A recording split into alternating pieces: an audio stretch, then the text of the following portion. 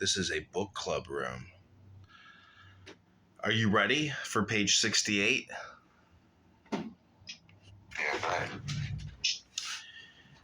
In what way would such a man be the beneficiary of his action? The answer is given in Atlas Shrugged, in the scene when Galt, knowing he is about to be arrested, tells Dagny, "If they get the slightest suspicion of what we are to each other, they will have you on a torture rack.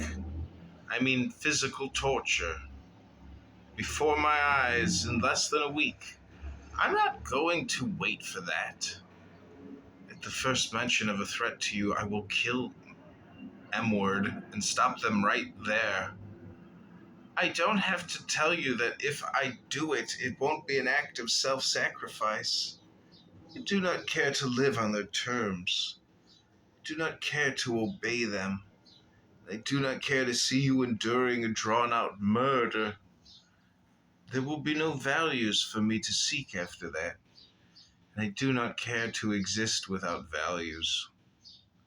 If a man loves a woman so much that he does not wish to survive her death, if life can have nothing more to offer him at that price, then his dying to save her is not a sacrifice. The same principle applies to a man caught in a dictatorship who willingly risks death to achieve freedom. To call his act a self-sacrifice, one would have to assume that he preferred to live as a slave. Selfishness of a man who is willing to die if necessary, fighting for his freedom, lies in the fact that he is unwilling to go on living in a world where he is no longer able to act on his own judgment. That is a world where human conditions of existence are no longer possible to him.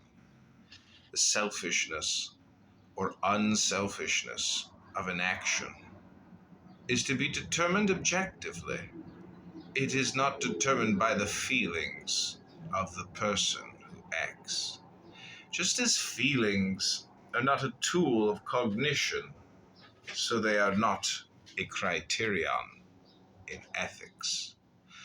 Obviously, in order to act, one has to be moved by some personal motive. One has to want, in some sense, to perform the action.